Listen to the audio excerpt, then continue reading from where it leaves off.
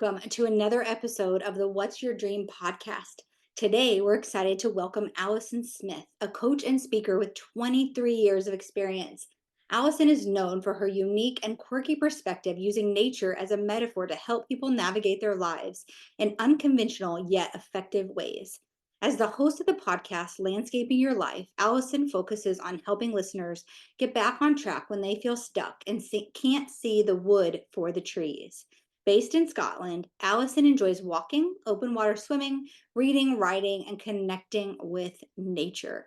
Join us as we dive into Alison's insightful approach and discover how nature's wisdom can guide us through life's challenges. Get ready to be inspired by Alison Smith's journey and her dreams, her big, huge, audacious dreams, and her innovative methods for personal growth. Hello, Alison. How are you doing today? We are so happy to have you here.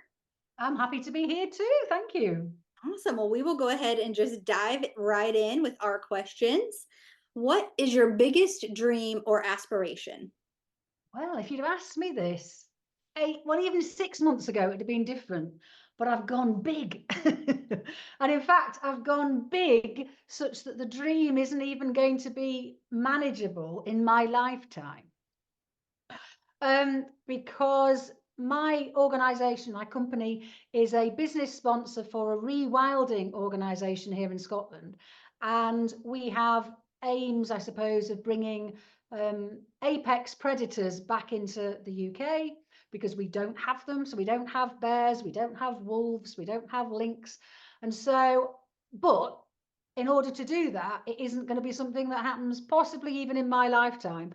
But the dream is that there is a plan in place.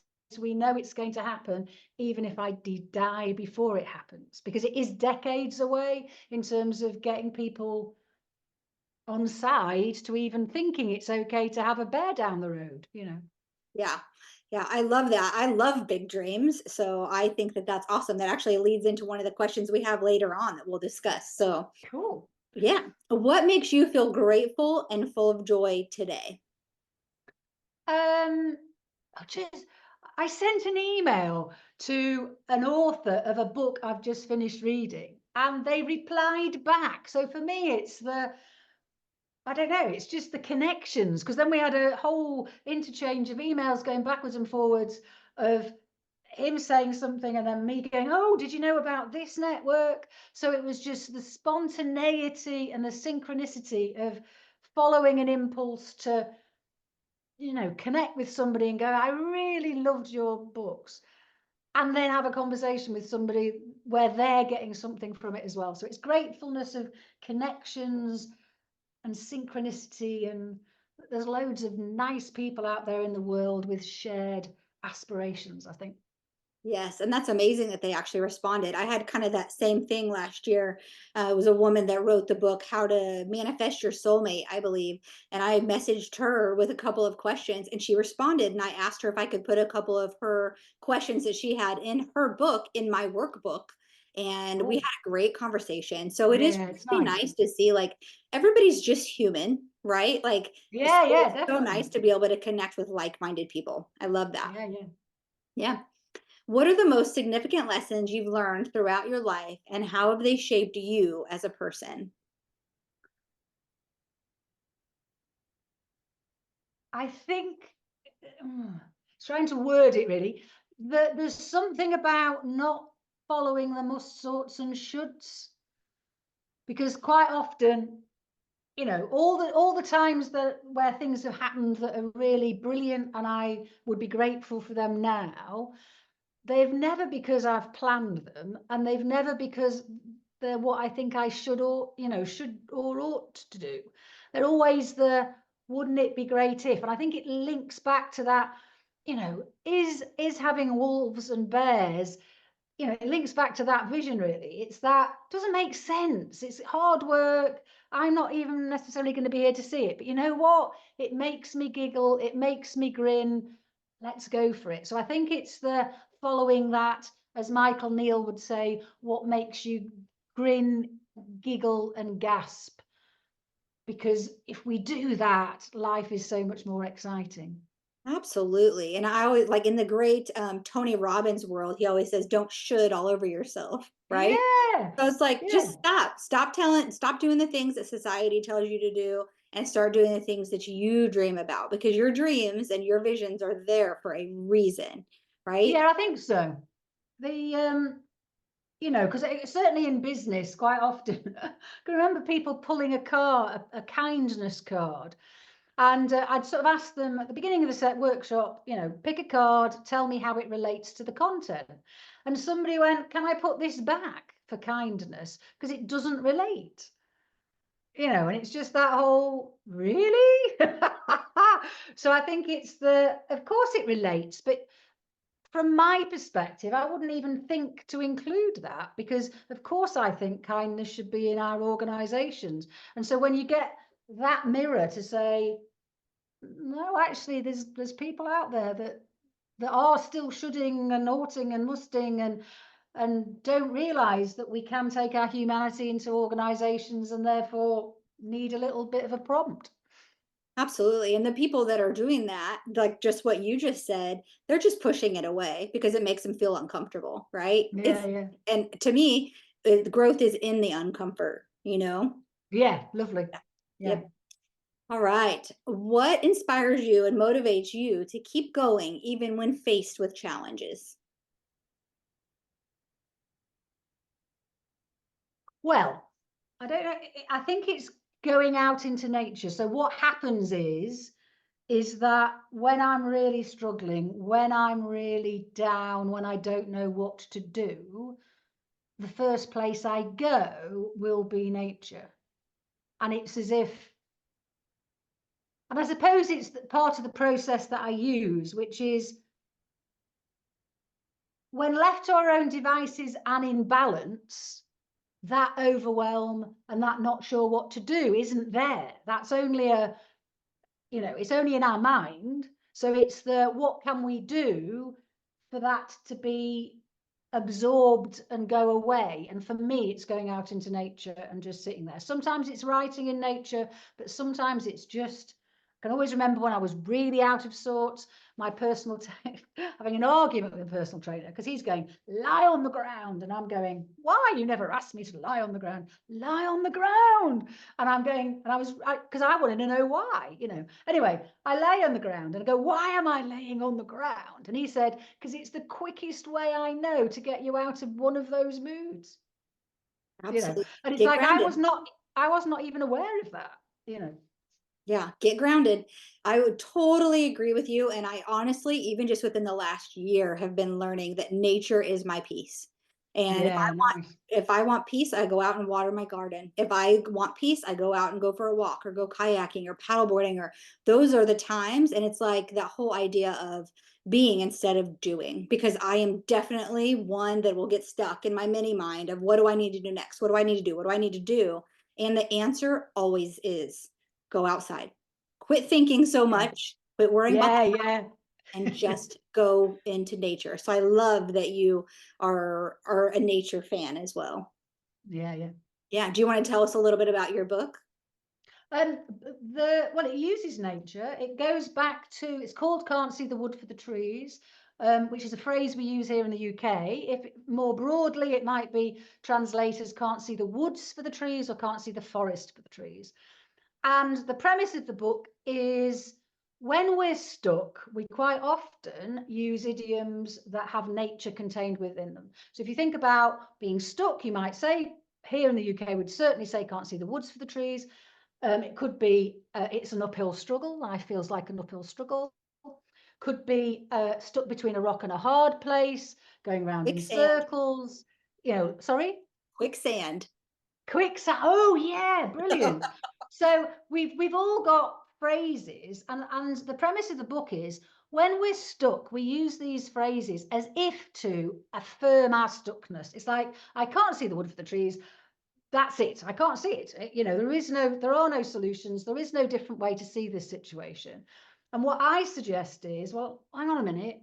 The words you've just used contains a metaphor, and that metaphor has so many solutions. So the quicksand, it would be in fact, I was watching a TV program, documentary yesterday, where they were farmers, and yeah, they were in quicksand sometimes.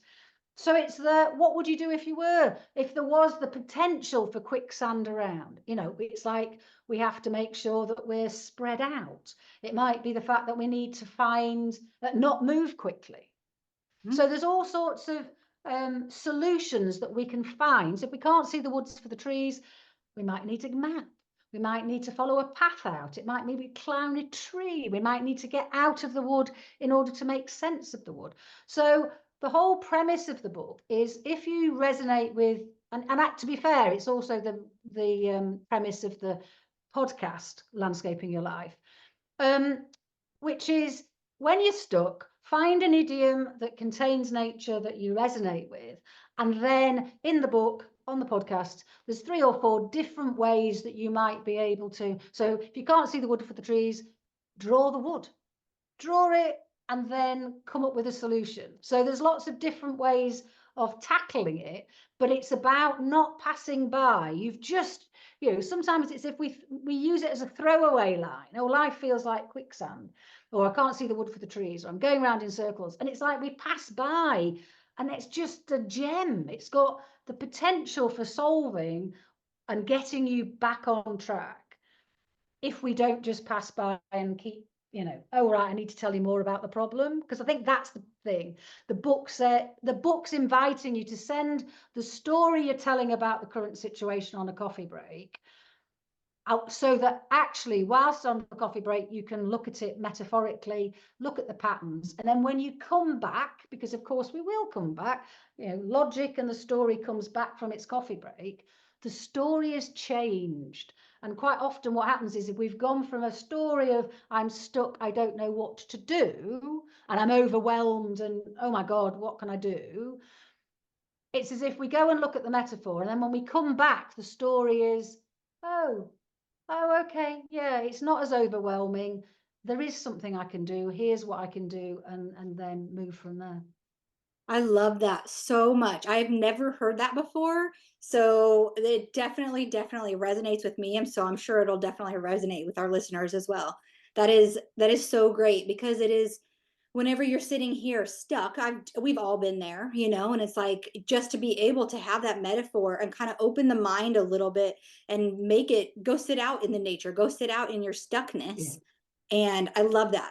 I love that. I'm definitely going to try that next time I feel like I'm either just can't see, like you said, the wood for the trees.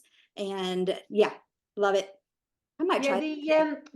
one of the things is, it's like, if you're at a crossroads in your life, or you want to turn a corner, go out into nature and find a crossroads, go into nature, turn a corner, and just notice what you notice. Because it's just, you just bring, it's as if nature then is a mirror for that situation. Your brain is able to replicate and notice all the patterns that are relevant to that crossroads or that corner. And it just gives you the information that says it's safe to go around that corner, or oh, I'm not at that crossroads yet, or oh, that's how I make decisions. Yeah. Yeah. Yeah, I love it. All right. What inspires you and motivates you to keep going even when faced with challenges? Hmm, I think that's why the dreams got bigger, because it's remembering why I'm doing this. And I think it had all got a bit too must do, ought do, oh, I need the money a bit this year. And it was like, well, that doesn't feel right. I'm not doing things for the right reason. So I think for me, it's okay, I need this big vision. So, I've taken that vision and said, yes, we want bears and wolves in Scotland. And then a littler vision that's sort of a step towards that is me owning a wood. And then I've been talking to the neighbours, and they're going, oh yeah, let's all get a wood. So, and I think it's which I realise as I say it is also about connection with others. So it's because both of those visions, either having a wood now is other friends having the wood with me, and the other one about the bears and the wolves is there's a number of rewilding organisations that I haven't perhaps articulated that yet, but is about bringing apex predators back into Scotland. So I think it's the remembering the bigger picture that's bigger than me, really. Yeah, like your why.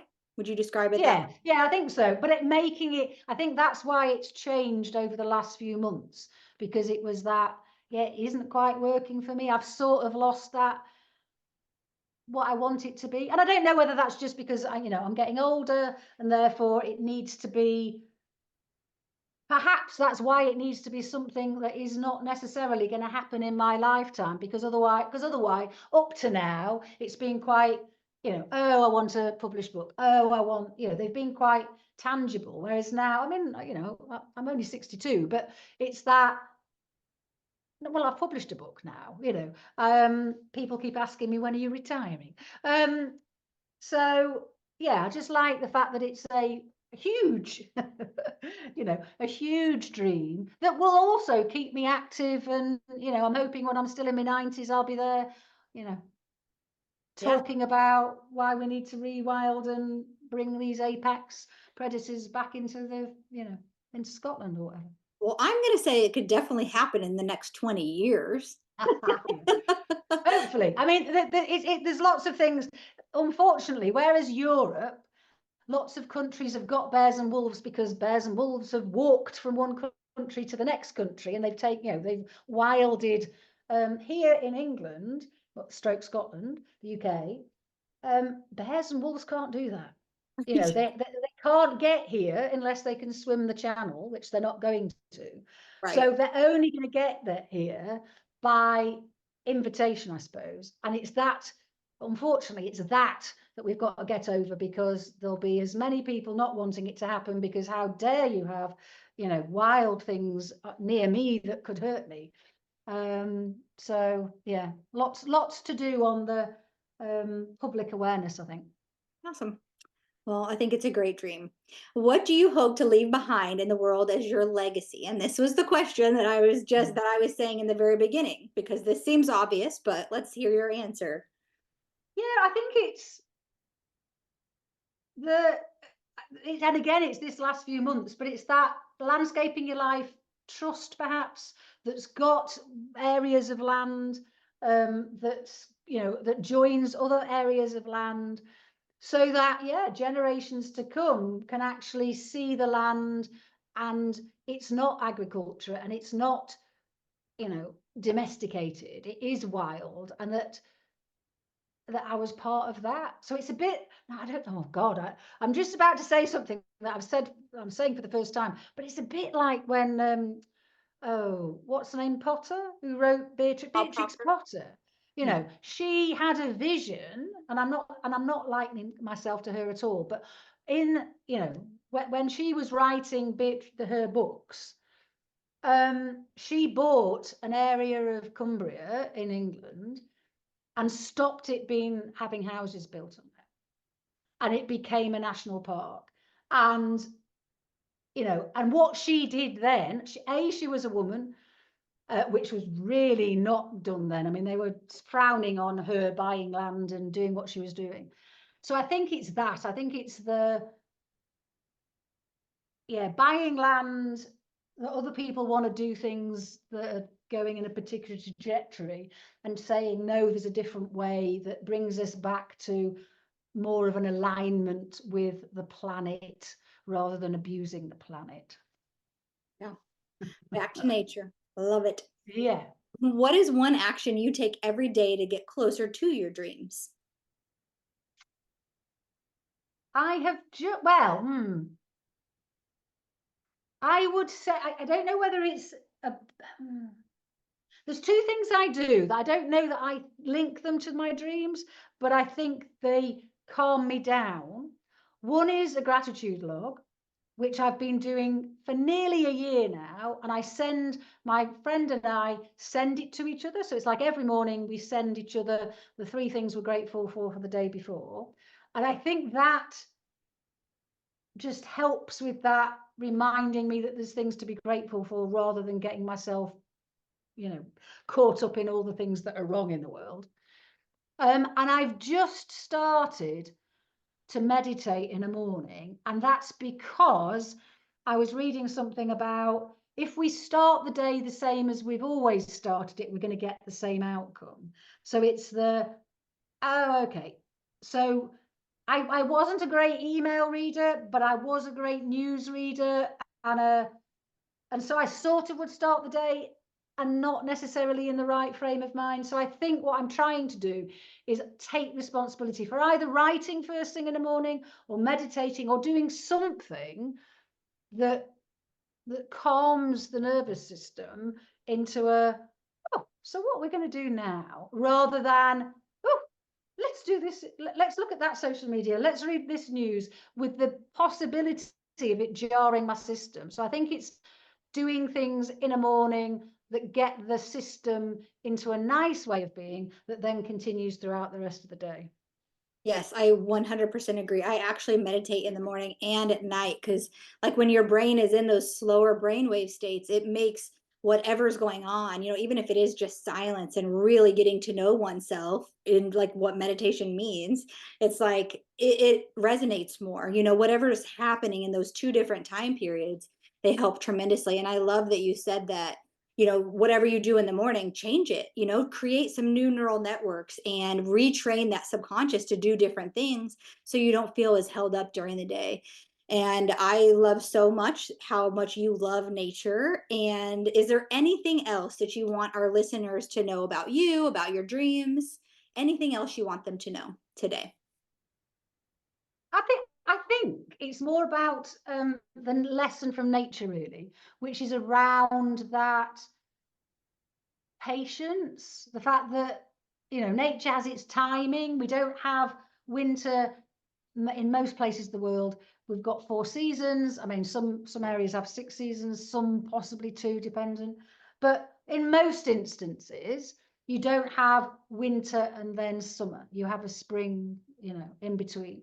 And so and so you don't plant, you don't plant seeds necessarily in autumn and think that they're going to grow this year. You plant them when the good times. So some do need to be planted in autumn in order to go through the winter, but we sort of know they're not going to grow until next year. So I think it's something about, because I always have visions of, quite often in organizations particularly, but even, if we get into caught up in that rat race, I suppose, hamster wheel, is we're there, we're sowing the seeds, and then we're poking it, trying to, are you going to go? It's like, it will, but you just need to give it the conditions, warmth, time, water, whatever it needs is what it needs, and time. So impatience is not helpful, because I think we so often, I suppose, stop the seeds from growing because we get out of our impatience. Yeah, don't dig up the seeds while you're waiting for them to germinate. Yeah, yeah, that Yes. sort of thing. Absolutely. Well, thank you so much for being on our podcast. It's so awesome to have someone from the other side of the world and just be able to connect in this way. And I am a book lover, so I will definitely be getting your book. And I love nature, and it all just connects. So hopefully, the readers will grab your book and join in on your cause. Gorgeous. Thanks very much. Yep. Thank you.